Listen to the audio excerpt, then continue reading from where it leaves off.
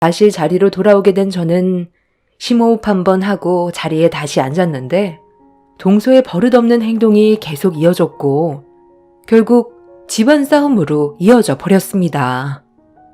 방금 제가 1억 써 넣은 곳에서 전화가 왔는데요. 제가 원하는 대로 조율이 되지 않아서 고민을 많이 했는데 복지가 좋아서 그냥 들어가기로 했어요. 좀 서두르는 감이 있긴 했지만 저도 마냥 놀 수도 없고 무엇보다 제 앞에 앉아있는 형님이 저를 백수 취급하면서 형님보다 못한 급으로 취급하는 게 너무 기분 나빠서 그냥 다니려고요. 어머님, 아까 형님이랑 무슨 대화를 했는지 알아요?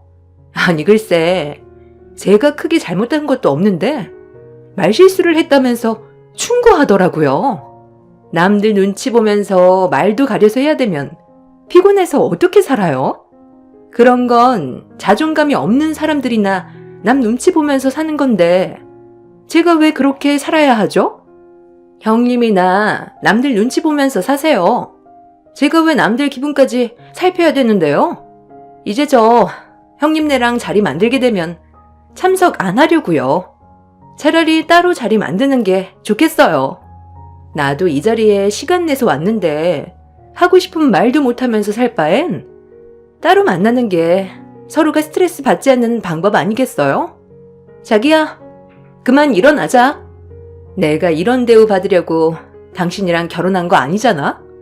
어머님, 제 말이 틀렸어요? 한번 말씀 좀 해보세요. 제가 뭘 잘못했는지 어머님도 모르시겠죠? 재수씨, 지금 어른들 앞에서 뭐 하는 거야? 이 사람이 좋게 얘기했으면 재수씨도 좋게 받아들여야지. 좀 전에 했던 말들이 그럼 잘한 행동이라는 거야? 형, 그렇다고 왜 화를 내고 그래? 솔직히 하고 싶은 말 할 수도 있는 거지. 우리가 눈치 보면서 말을 가려서 할 필요는 없는 거잖아. 내가 말은 안 했지만 이 사람이 명절 때 욕먹고 나서 한동안 얼마나 힘들어했는지 알아? 그냥 좀 좋게 봐주면 안 돼? 여기가 군대도 아니고 왜 이렇게 하지 말라는 게 많아? 서방님, 이 사람과 제가 하는 말의 뜻을 모르는 거예요? 가족들이 있을 때 아무리 편해도 기본적인 태도와 상식적으로 문제가 되는 건 차라리 안 하는 게 좋은 거라고 얘기한 건데 그게 뭐가 잘못됐어요? 서방님이 동서 편을 들어주는 거 이해는 하지만 잘못된 건 확실하게 짚고 넘어가 주는 게 좋다고 생각해요. 좀 전에 동서가 나한테 하는 말 못 들었어요? 100도 못 벌어서 사람 취급 못 받는다고 했잖아요. 이게 동서가 나한테 해도 되는 말이라고 생각해요? 틀린 말이 아니니까 그런 거죠. 아주버님이 얼마나 짠돌이면 마누라 일 시키고 한 달 용돈으로 80만 원 주는데 당연히 사람 취급 못 받는 거죠. 저는 그렇게 보이는데요. 이 사람도 아주버님 회사에서 일하는데 받는 돈이 상당히 적은 것 같아서 솔직히 기분 별로 안 좋거든요. 이 사람도 동생으로 생각해주지 않는 거겠죠. 회사 대표라는 사람이 가족들 먼저 챙기는 건 당연한 건데 최소 월 500은 맞춰줘야 되는 거 아니에요? 그리고 제가 아주버님이었으면 형님한테 한 달에 80만 원이 아니라 800만 원 맞춰줬을 것 같네요. 이렇게 해도 눈치 보이고 저렇게 해도 눈치 보이고 잔소리 할 거면 차라리 말을 시키지 말던지요. 아, 그래. 이번에는 네가 좀 예민했던 것 같다. 더 일이 커지기 전에 그냥 좋게 넘어가는 게 어떻겠니? 이러다 정말 집안 싸움 날 것 같구나. 어머니가 지금 재수씨를 감싸고 둘 상황이 아니잖아요. 잘못한 걸 모르는 것도 아니면서 왜 재수씨 편을 들어줘요? 어머니는 항상 보면 저희 편에선 한 번도 얘기해주지 않고 무조건 동생 편에서만 들어주는데 이거 정말 서운해요. 이런 자리도 만들고 싶지 않아요. 우리는 항상 베풀었는데 돌아오는 건 결국 이런 거죠. 앞으로 식사 모임 자리도 가지지 않을 거고 명절 때도 찾아뵙지 않을 테니까 동생이랑 재수씨 옆구리에 끼고 사세요. 저희 먼저 일어나 볼게요. 어머머머, 잘 됐네. 저도 얼굴 마주보고 밥 먹는 거 정말 불쾌했었는데 이참에 전부 영 끊어버리세요. 어머님, 제가 잘할게요. 저 이번에 다시 회사로 들어가면 어머님이 원하는 거 전부 다 해드릴 수 있으니까 저희랑만 지내요. 어머님도 저번에 저한테 그러셨잖아요. 형님 눈치 보여서 말도 제대로 못한다고요.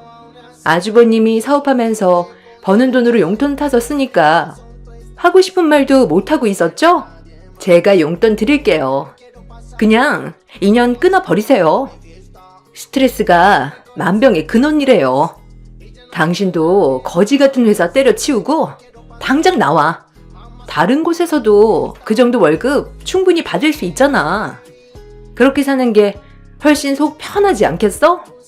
말 나온 김에 내일 바로 나와. 나도 정말 더러웠는데 이참에 잘 됐네. 나 여기까지만 할게. 형 회사에 다니는 동안 정말 불만 많았거든? 월급도 쥐꼬리만큼 주고 나보다 늦게 들어온 직원들이 어떻게 나보다 월급을 많이 받을 수가 있어? 이건 너무 불공평하잖아.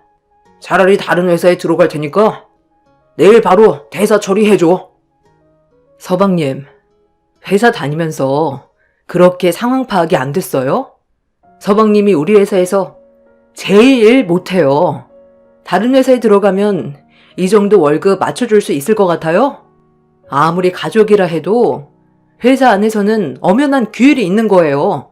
다른 직원들이 월등하게 일을 잘하는데 서방님 월급만 올려주면 직원들이 뭐라고 생각하겠어요? 경쟁에서 이기려면 먼저 열심히 해야죠. 어느 정도 손에 익숙해졌고 월급도 때 되면 알아서 나오니까 시간만 때우고 퇴근하잖아요. 저희가 안 보는 것 같아도 뒤에서 모든 걸 다 보고 있어요. 회사 안에서는 눈과 귀가 있는데 어떻게 서방님 월급만 올려줄 수 있겠어요? 퇴사하겠다고요? 그렇게 하세요, 그럼.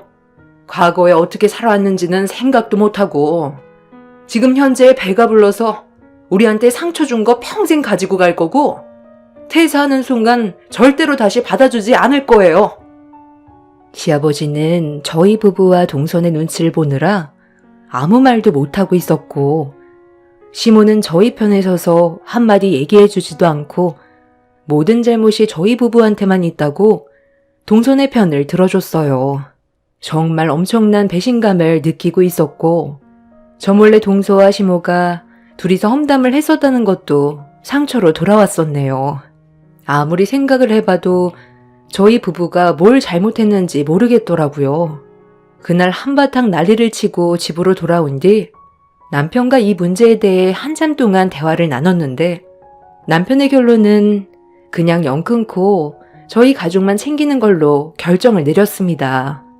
베풀어봤자 돌아오는 것도 없는데 뭐하러 가족들과의 관계를 유지하냐면서 너무 큰 실망을 했다고 더 이상 조금의 미련도 없어 보였어요. 저도 남편의 의견에 적극적으로 따랐고 시동생은 동서의 말대로 저희 회사에서 퇴사를 하게 되었습니다. 시동생이 다른 직원들보다 많이 뒤떨어졌지만 그래도 가족이라서 품고 갔었고 월급도 다른 직원들 말 안 나오게 조금씩 올려줬었어요. 그럼 하는 만큼 따라줘야 하는 건데 당연하게 생각하는 시동생한테 너무 실망스러웠었죠. 남편은 반도체 부품 회사를 운영하고 있는데 시동생은 생산직 업무를 맡고 있어요. 출근해서 퇴근할 때까지 하루에 기본적으로 맞춰야 될 물량이 있는데 항상 70%까지만 맞춰놔서 남편한테 몇 번이나 한 소리 들은 적이 있었는데도 시동생은 동생이라는 이유로 회사를 편하게만 다니려 하고 있었어요. 그런 모습을 봤을 때 매달 주는 월급이 너무 아깝게 느껴졌습니다. 그런데 본인 입으로 퇴사하겠다는 말을 입 밖으로 꺼내는 순간 그 말이 너무 반가웠어요. 본인의 능력은 생각 안 하고 돈이 적다고 생각한 시동생이 다른 회사에서 한번 겪어봐야 정신을 차릴 것 같았습니다. 그렇게 저희 회사에서 퇴사를 한 뒤 그날 일할 만큼 날수 계산해서 월급 주고 급여 이체를 중지시켜 버렸어요. 그러고 나서 얼마 뒤 동선의 부부와 시부모가 저희 집으로 찾아왔습니다. 심각하게 할 말이 있다길래 일단 들어는 봤어요. 그래도 너무 싹둑 잘라내는 건 좀 심한 거 아니냐? 생활비 정도는 줘야지. 모든 걸 끊어내버리면 너희 엄마랑 아빠는 어떻게 살라고? 꼭 이렇게까지 해야 되겠어? 왜요? 잘난 서방님이랑 동서가 있잖아요. 월 800만 원 번다고 엄청 잘난 척하고 가족들 연 끊게 만들어놨으면 동서한테 해결해달라고 해야죠. 아, 그게요.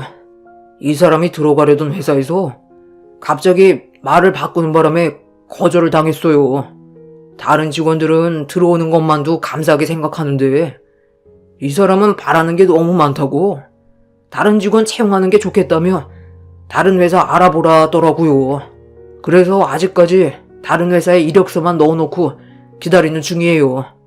저도 형한테 배운 기술이 있어서 다른 회사 알아봤는데 형한테 받았던 월급의 절반만 준다더라고요. 기존에 받았던 게 있다 보니 최대한 맞춰보려 했는데 제가 받았던 만큼 주는 회사는 없다며 생산직에서 대기업 월급을 바란다고 취업이 안 되더라고요.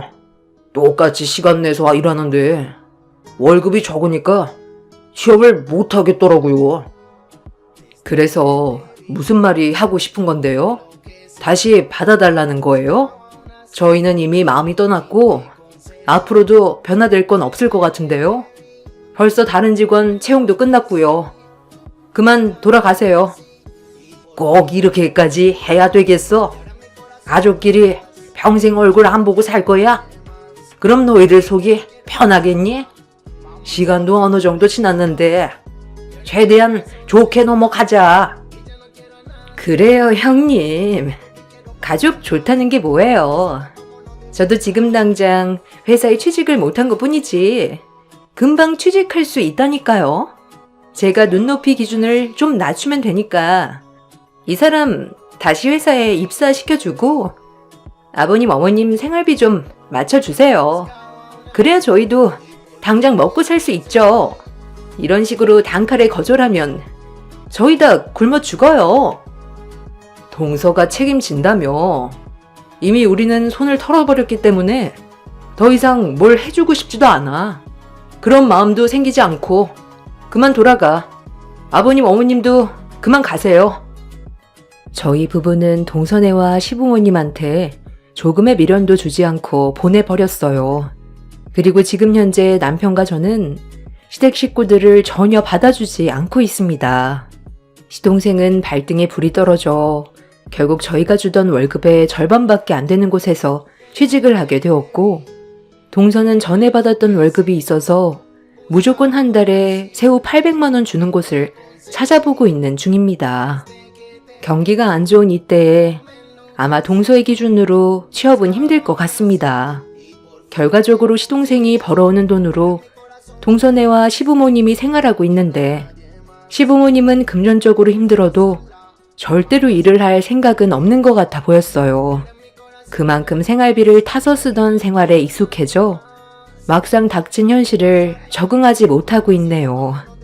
저희 부부는 절대로 받아줄 마음이 없어요. 땡전 한 푼 주지 않으려고요. 가족이라는 이유 하나로 손해를 봐도 호의를 베풀었는데 당연한 권리로 생각했던 시부모와 시동생 그리고 개념을 밥 말아먹은 동서와 더 이상 관계를 이어나가고 싶지가 않습니다. 저희 부부가 얼마나 중요한 존재였는지 앞으로 살아가면서 더욱더 많이 느끼겠죠. 시댁 식구들한테 신경 안 쓰고 생활하니 제 속이 너무 편해서 요즘 입맛까지 살아나 살까지 쪘네요. 이 행복이 오래 갔으면 좋겠어요. 최근에 동서와 시동생이 중내만내 하면서 한바탕 싸웠다는데 아무래도 동서가 눈을 낮추고 취업을 하지 않아서 그런 것 같습니다. 시동생 본인만 힘들게 손해보고 있다고 생각하는 것 같아요. 불난집 불구경하는 게 이렇게 재밌는지 처음 알았어요. 아무래도 가족들 모두가 근처에 살고 있어서 다른 곳으로 이사를 할까도 생각 중이에요.